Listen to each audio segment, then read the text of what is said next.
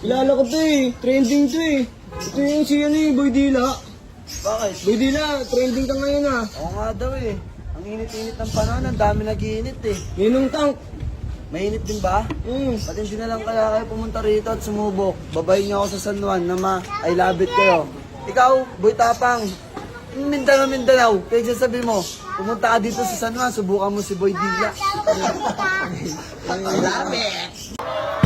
Yama, brand new style, Bastardo, Jensen Independence, Malayang 83, Jensen, Yama. Sa unang-una, di ko sinaktan si Manong, binasa ko lang siya. Nagpaalam ako sa kanya, kuya, babasahin kita, sabi niya. Hindi pwede kasi may meeting siya, binasa ko pa rin piyeste. Huwag tandaan na San Juan kapag yung 24, alam ng mga taong bayan yan. Ito water kang boy na boy po.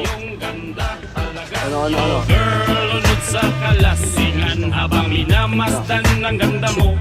Ayup. Para kang Pamamagitan ng Facebook Live sa lahat, ako po ay humingi ng paumanhin at pasensya sa lahat po ng mga mamamayan na naapektuhan ng mga kaguluhang nangyari ditong panahon ng aming pistahan dahil po sa ilang tao na nanggulo ay nagkaroon po ng ibang tao po na naapektuhan at yun po ay bagay na aking hinihingi ng paumanhin na pasensya po sa inyo at ngayon nga po ay nasa proseso tayo ng pag-identify kung sino ba ang mga taong ito base sa mga photos at mga videos upang sila po ay makasuhan natin base sa ating city ordinance at ganoon din makasuhan base po sa revised penal code at magsilbing aksyon ito sa mga tao ito na nanggulo no? Hindi ako papayag na sirain ninyo ang imahe at reputasyon ng ating lungsod at ng ating kapistahan. lutang na lutang, ikaw ang laman ng isipan ko.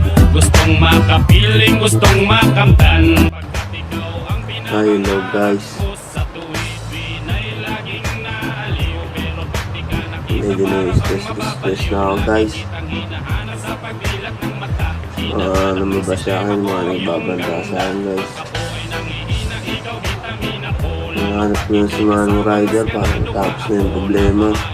Wala na mga lumabas. Napatakad ko na sa'yo Manong Rider, sinabasa ako. Kung yung pa-comment sa inyo, so po kayo mga mate, tumingin ng tawad sa inyo sa personal. Nagawa ako, tawarin niyo po ako. Kung ba ako na po itong video na ito, kontakin niyo po yung lecture kaso pag-like po ako sa inyo. Kung masyado na rin po kasi ako na-stress sa mga nagbabanta sa akin, hindi na rin po talaga kaya, hindi na alam na gawin ko rin talaga. Lagi yung iniisip.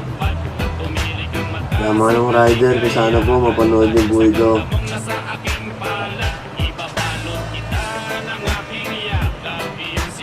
Mapanood niyo po itong video na to. Kaya comment po kayo dyan. Kontakin niyo po Lexer Castro. Nung una po nagpapasensya po ako sa amin ngayon na nagawa ko. Dahil po sa akin na sira po yung pa-ganun po.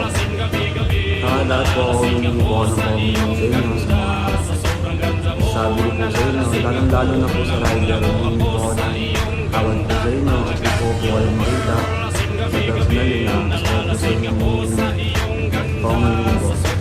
Sa mga nagbabanta po sa akin, hindi ko na rin po maisip kung ano po, may stress na rin po ako. Kung ano-ano na lang din po lumalabas sa pagbabanta sa akin na lalo na po sa mga pamilya ko. Huwag naman po sana nilang idamay kung nagalit po sila sa akin, ako na lang po ang ano nila. Dahil masakit din po kasi nadadamay po yung pamilya ko.